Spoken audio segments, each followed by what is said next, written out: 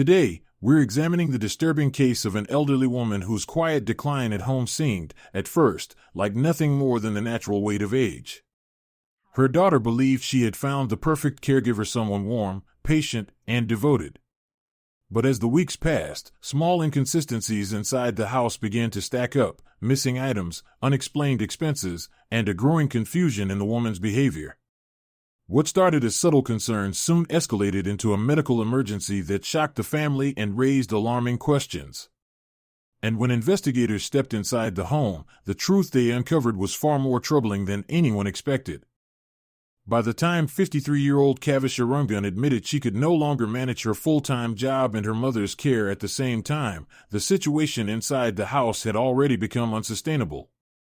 80-year-old Ishmita, once known among neighbors for walking to the market every morning and insisting on doing her own chores, had slowed down noticeably. Routine activities that she had handled without hesitation now required assistance.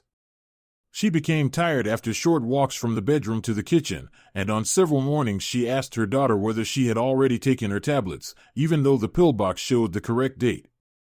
None of these changes were dramatic on their own, but together they created a daily uncertainty that weighed on both women. Caregiver worked in a logistics firm that demanded long hours, frequent calls, and days when she could not leave the office early even when she wanted to. Each evening, she entered the house unsure of what she would find. Sometimes her mother would be dozing in the armchair with the television on low volume.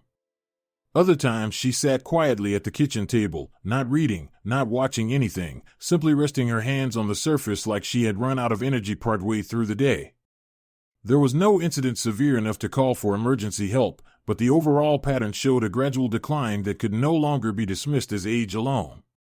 The strain of managing groceries, meals, laundry, medication schedules, and supervision while holding a demanding job created a level of pressure that kept increasing. Neighbors who had gone through similar situations advised her to consider hiring a helper. Several names were mentioned, but one was repeated more than once: a caregiver named Anila Suryan, described as calm, patient, and reliable. Caregiver hesitated at first, unsure whether bringing another person into the house was the right move for her mother. But the situation reached a point where alternatives had run out. She contacted Anila, and the woman agreed to meet for an introductory visit. Anila arrived with a small container of homemade vegetable soup and a manner that immediately stood out. She spoke softly, moved slowly, and approached Ishmita without any sign of impatience or pressure. Instead of taking over the conversation, she allowed the older woman to speak at her own pace. She asked simple questions about daily routines, food preferences, and what tasks she found difficult. Throughout the meeting, she kept her focus on Ishmita rather than on convincing Caregiver to hire her. This approach made a clear impression. It was the first time in weeks that someone seemed to truly understand the practical nature of the situation without dramatizing it. For Ishmita, the interaction had an immediate calming effect. She sat straighter, responded more readily, and even smiled when Anila complimented the framed photograph of her late husband. There was no visible tension, no sense of intrusion. The quiet cooperation between them formed naturally, without prompting. By the end of the visit, the decision was straightforward. Caregiver asked Anila to begin on a trial basis the following Monday. Before we dive deeper, let us know in the comments where you're watching from. We'd love to hear from you. And don't forget to hit that subscribe button so you never miss any of our upcoming videos. Once Anila joined the household, changes appeared quickly. They were simple adjustments but noticeable. Meals were prepared at consistent times instead of whenever Caregiver found a moment. The laundry was no longer piling up. Basic cleaning tasks were handled before they became burdens. Most importantly, Ishmita no longer spent entire afternoons alone. Anila sat with her on the porch, kept track of her tablet schedule, and encouraged short walks in the hallway to maintain mobility. Even small improvements like having clean clothes laid out each morning restored a sense of order that had been missing. Within days, the house adopted a quieter, more predictable rhythm. The tension that had been building for months eased enough for Caregiver to focus on work without constant concern. She believed she had finally found the support her mother needed. The arrangement felt stable, practical, and well-suited to their daily demands. Nothing in those early days suggested the situation would become anything other than a routine caregiving relationship. The household appeared to be functioning smoothly, and Anila fulfilled her tasks consistently. For Kavisha, it was the first time she felt confident that her mother was safe and attended to while she was away. The sense of comfort that settled into the home felt earned and necessary, and there was no immediate reason to question it. The first irregularity appeared less than 2 weeks after Anila settled into the household routine. One afternoon, as Ishmita sat in her usual chair by the window, she mentioned that her tea tasted stronger than usual. She didn't describe it as bitter or spoiled, just different. When asked what she meant, she shrugged and said she couldn't explain it. Kavisha made a mental note but did not consider it serious. Older people often reported changes in taste, and nothing in the cup looked unusual. The next issue involved her mother's tablets. While preparing the weekly pill box, Kavisha noticed that one of the bottles had far fewer pills than it should have. She counted them twice to make sure she wasn't mistaken. The number didn't match the refill date on the label. When she asked Anila whether anything unusual had happened, the caregiver apologized immediately and said she had accidentally spilled some into the sink while cleaning the counter. She described it as a simple mistake. The explanation was plausible, and there was no concrete reason to doubt her, but the detail stayed with Kavisha longer than she expected. Financial inconsistencies followed. Grocery expenses rose noticeably. Receipts showed additional items that did not appear in the meals served at home. A delivery slip included 2 products that were not used in the house at all. When Kavisha questioned this, Anila responded calmly, stating the store must have substituted unavailable items or included them automatically. She gave her answer with the same steady tone she used in every situation, and Kavisha found herself accepting it even though it didn't resolve the issue. Nothing seemed worth confronting directly, yet the inconsistencies built up quietly. During the same period, changes appeared in Ishmita's behavior. She misplaced her reading glasses twice in 1 week. Her shawl, which she kept on the back of the dining chair for years, disappeared for several days. The silver ring she had worn for decades was suddenly missing. Each time, Anila attributed it to aging and forgetfulness. She made light of the situation, saying older people often tucked things away and forgot where they put them. The comment sounded harmless, and Kavisha had heard similar remarks from relatives, but the frequency of these losses made the explanation feel incomplete. Food patterns also changed. Ishmita began leaving portions of her meals untouched. She told her daughter she felt tired in the afternoons, sometimes more than usual, but dismissed it as part of getting older. Anila agreed, saying older adults often experienced midday fatigue. Again, the remarks were reasonable, but they came too often and too smoothly. Nothing about the day-to-day routine explained why the tiredness had increased so quickly, yet there was no single event that could be labeled a warning sign. The household atmosphere shifted gradually. It was not dramatic or confrontational, it simply grew heavier. Small details that once passed unnoticed started to stand out. A receipt on the counter with items that didn't belong. A pill bottle that emptied too early. A missing personal item. Each issue on its own seemed manageable, but together they formed a steady pattern of unanswered questions. There were no arguments, no visible conflicts, and no urgent dangers. Still, something in the structure of the home felt different. Kavisha attempted to monitor the situation without creating tension. She checked receipts more closely. She counted pills more often. She tried to observe her mother's behavior without alarming her. Nothing she found was definitive. Every concern had a reasonable explanation, and Anila provided them quickly and confidently. Her calm manner made it difficult to challenge her without appearing unreasonable. And each time Kavisha considered confronting her directly, she reminded herself that her mother needed assistance and that replacing a caregiver again would be disruptive. Despite this, the sense of unease persisted. It did not arrive suddenly or demand immediate action. It spread slowly, settling into the gaps between ordinary tasks. No matter how she tried to ignore it, it continued to grow, shaping the way she looked at small details inside her own home. As early winter settled in, changes in Ishmita's condition became harder to ignore. Tasks she had managed without hesitation just weeks earlier now required longer pauses. Her walk from the bedroom to the kitchen grew noticeably slower, and she often needed to steady herself against furniture. She became short of breath after minimal exertion, something that had not been an issue before. During conversations, she occasionally stopped mid-sentence, staring ahead as if the next thought had slipped away. These gaps did not look like simple forgetfulness, they carried a level of disorientation that did not match her previous state. Whenever Cavisha asked what might be causing the new symptoms, Anila responded with quick reassurance. She blamed the cold weather, said older adults often became sluggish during winter, and insisted the changes were expected. Her tone was calm, but it had developed a pattern that felt overly practiced. Each answer sounded prepared in advance, delivered smoothly and without hesitation. Cavisha could not point to anything specifically wrong with the explanations, but the consistency of the tone created doubt. One afternoon, Cavisha returned home earlier than usual and found her mother asleep in the armchair at a time she normally stayed active. Her posture looked uncomfortable, her head tilted forward, her hands limp at her sides. The room carried a faint smell she did not recognize, something slightly sweet and unfamiliar.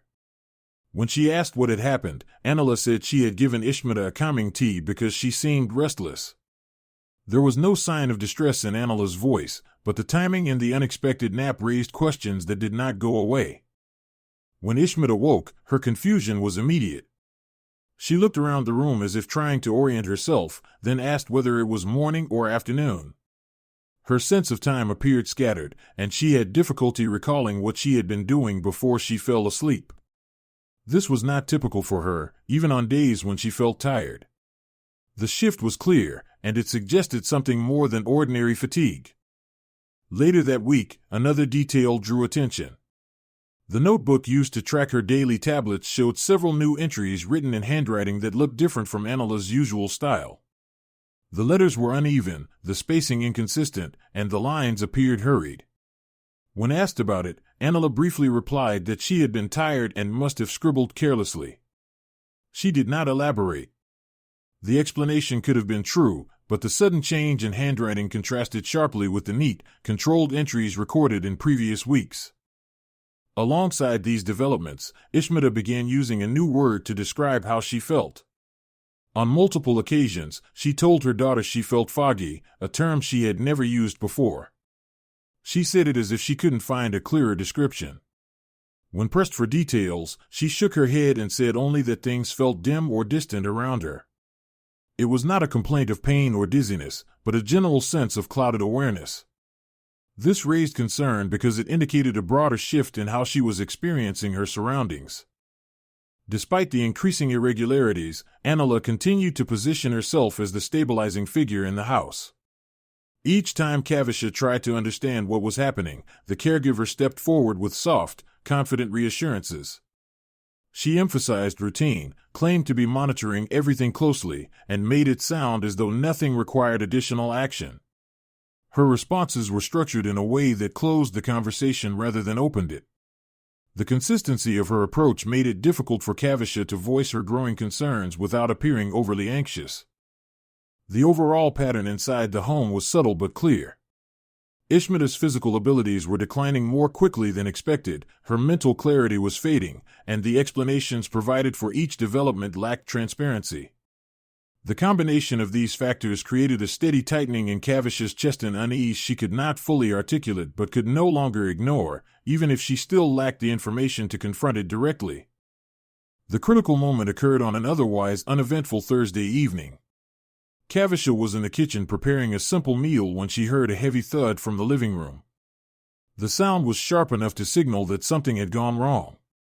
She dropped the spoon and ran toward the noise. Inside, she found her mother collapsed on the floor beside the armchair. Ishmita's breathing was shallow, her lips slightly parted, and her skin had taken on a pale, washed-out tone that indicated immediate distress. There were no signs she had tried to catch herself or call out. She lay motionless, her eyes half open but unfocused. Anila stood nearby, wringing her hands and repeating that Ishmita must have stood up too quickly. Her explanation came quickly, almost before Cavisha had asked anything. The tone carried a mixture of tension and forced calm, as if she was trying to guide the response rather than describe what had happened. Something in the delivery made Cavisha disregard the suggestion and reach for her phone. She called emergency services without hesitation. The paramedics arrived within minutes. Their level of urgency increased as soon as they examined the older woman. One medic checked her pulse, another assessed her responsiveness, and their exchanged glances confirmed that this was more serious than a simple fall. They lifted her onto a stretcher with practiced efficiency and moved her toward the ambulance. Anila stepped back, watching silently. Cavisha noticed she did not offer additional details despite being the only one present when the incident occurred. At the hospital, the intake team wanted to know which medications Ishmita had been taking and in what quantities. They requested the most recent list and the schedule used at home. Cavisha reached into her bag for the notebook Anila had maintained, the one containing daily entries and tablet timings. It was not there. She checked again, then searched the side pockets, but the notebook was missing. She asked Anila for it, expecting a quick handover. Instead, the caregiver looked startled and said she had reorganized paperwork earlier in the day, suggesting the notebook might have been placed elsewhere accidentally. The situation worsened when the hospital administrator asked for insurance documents. The sealed envelope containing the policy and identification papers previously stored in a specific drawer was missing as well. This created an administrative delay and increased the sense of disarray. When questioned, Anila gave the same explanation: she had been cleaning, had reorganized things, and must have misplaced the folder. Her answers appeared weaker under the bright hospital lights. There was no clear reason why she should have moved those documents at all. Inside the treatment area, the medical team worked to stabilize Ishmita. Early assessments pointed toward prolonged exhaustion and dehydration. These findings did not align with what should have been expected under consistent home care. A nurse reviewed the pills found in the older woman's belongings and compared them to hospital records. She later mentioned to Cavisha that the timing of the daily tablets appeared inconsistent with the pattern normally prescribed for someone of her mother's condition. It was not an accusation, simply an observation, but it raised an internal alarm that cut through the confusion. While doctors continued their evaluation, Cavisha replayed the past weeks in her mind, the increased fatigue, the missed details, the changes she had tried to rationalize. Now, with the missing notebook and missing insurance papers, the pattern took on a more concrete form. The explanations Anila had offered at home, once easy to accept in isolation, no longer fit the circumstances. As the hospital staff continued their work, it became clear that the situation inside the home had not been as stable as it appeared. For the first time, Cavisha felt certain that the concerns she had set aside could not be ignored any longer. Whatever had been happening behind the quiet routines of the house was no longer out of reach. It was present, visible, and demanding attention. The morning after Ishmita was taken to the hospital, 2 detectives arrived at the house to begin a routine follow-up. They introduced themselves and explained that because the collapse involved a vulnerable adult, they were required to review the living conditions and caregiving arrangements. Their questions began with basic topics: who managed the daily medications, who handled finances, where important documents were stored, and whether anyone outside the household had regular access. They moved through the house methodically, opening drawers and cabinets while taking notes. What they found immediately raised concerns. In the bedroom where Anila kept her personal belongings, a zipped compartment inside her bag contained several bank statements addressed to Cavisha, statements Cavisha had been looking for in recent weeks. When shown the envelopes, she confirmed they should have been in a drawer she checked regularly. Anila claimed she had placed them in her bag by mistake, offering no clear explanation as to why she would have moved them at all. In the same bag, detectives located a pawn shop receipt. The paper listed a silver ring with a simple engraving. The item description matched the ring Ishmita had worn for decades and recently reported missing. The receipt bore Anila's signature. When asked about it, she first stated she had no recollection of visiting a pawn shop. When confronted with the signature, she shifted her explanation, saying that perhaps she had sold a different ring she owned. The inconsistencies in her answers drew immediate attention from the investigators. Grocery receipts collected from a kitchen drawer showed repeated purchases of items that did not appear anywhere in the house, bulk quantities of certain products that had never been used in their meals. The amounts were significantly higher than what was needed for 2 people. Caregiver confirmed she had not reviewed the receipts closely in recent months, relying on Anila to manage weekly shopping. The detectives took copies of all the documents for further analysis. As more questions were asked, Anila's usual calm demeanor weakened. She alternated between short bursts of crying and abrupt shifts into defensive explanations. At one point, she claimed that some of the missing items had been gifts from Ishmita. No details were provided about when or why these gifts would have been offered, and the claim contradicted the earlier statements she had made. Detectives noted the contradictions without challenging her directly, preferring to document her responses and compare them with physical evidence. Through interviews with neighbors, a timeline began to develop. Several neighbors reported seeing less of Ishmita in recent weeks, noting that she used to sit on the porch but had rarely been outside lately. Others mentioned that Anila seemed protective, sometimes stepping in to answer questions directed at the older woman. This pattern suggested a gradual isolation of the patient, consistent with the early concerns raised by the missing documents and altered routines. Meanwhile, the hospital provided updates throughout the day. Despite medical intervention, Ishmita's condition continued to decline. Doctors described her state as the result of prolonged fatigue, dehydration, and lack of consistent care. These findings contradicted the image of attentive supervision that Anila had maintained. Late that night, the hospital notified Caregiver that her mother's condition had worsened significantly. In the early hours before dawn, Ishmita passed away quietly, never regaining enough strength to communicate clearly. Her death shifted the investigation from a welfare review to a criminal inquiry. Detectives now viewed the inconsistencies not as isolated errors but as indicators of a broader pattern. Missing jewelry, unauthorized financial access, unexplained purchases, and isolation of the victim all pointed toward exploitation. The household, previously viewed as a private domestic situation, was now treated as a potential crime scene. Evidence was catalogued, witness statements were gathered, and Anila was informed she was no longer considered a casual witness but a subject of formal investigation. For Caregiver, the loss was immediate and overwhelming. The unanswered questions surrounding her mother's final weeks made the grief harder to process. What had started as simple household concerns had escalated into a case involving deception, exploitation, and irreversible harm. The peaceful routine that once defined the home was gone, replaced by a detailed examination of every action taken within its walls. Within days of Ishmita's death, prosecutors formally filed charges.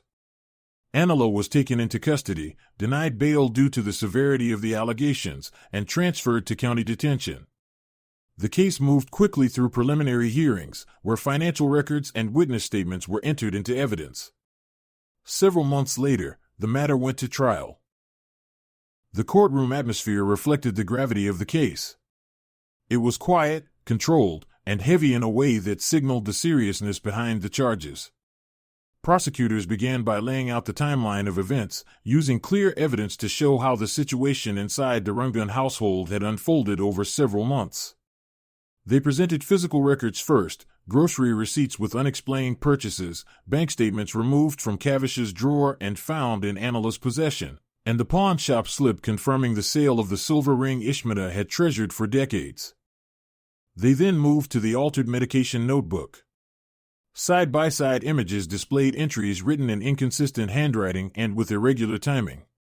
These inconsistencies were not introduced as medical proof but as documentation showing a lack of transparency and control.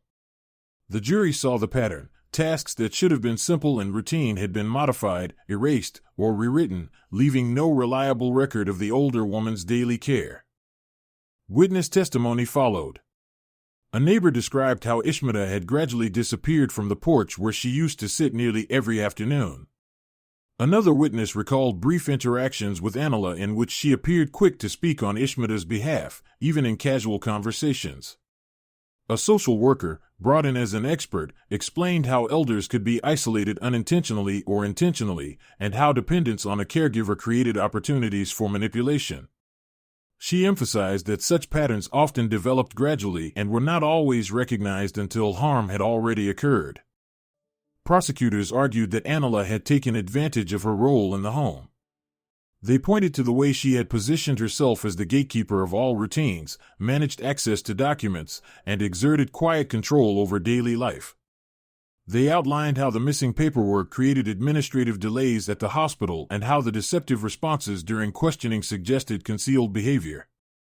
Their position was straightforward: the neglect had not been accidental, and the exploitation had been deliberate. Anila's defense attempted to counter this narrative by portraying her as overwhelmed and emotionally strained.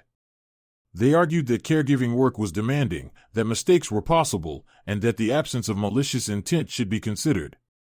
They stated she had been unfairly judged based on circumstantial details and that the household stress might have distorted perceptions of her actions.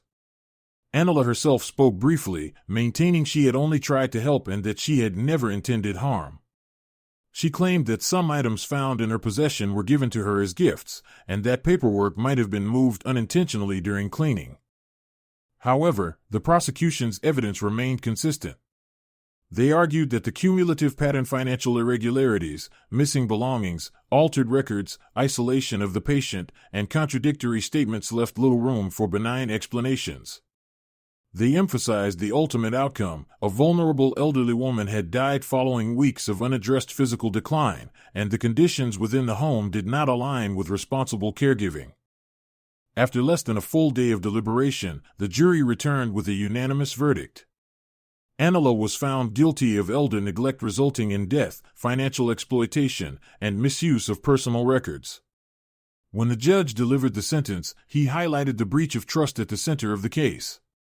Caregivers were expected to protect, not exploit. He imposed a 20-year state prison term, noting that the prolonged pattern of misconduct required a firm response. For Kavisha, the verdict provided a form of closure but not relief. The punishment did not undo the loss or clarify the unanswered questions about her mother's final weeks. When she returned to the house, the silence felt different. The familiar sounds that had once marked her mother's presence, the humming in the kitchen, the soft footsteps along the hallway, were gone. The home was still functional, but it no longer felt inhabited. Months later, when she visited the evidence room to retrieve her mother's belongings, the impact of each item was sharper than expected. The ring, the glasses, the shawl, all ordinary objects, had become symbols of events she was still trying to understand. As she handled them, she recognized that the danger had not entered the home suddenly. It had come slowly, disguised as support, and had taken root in the exact place where she believed safety existed.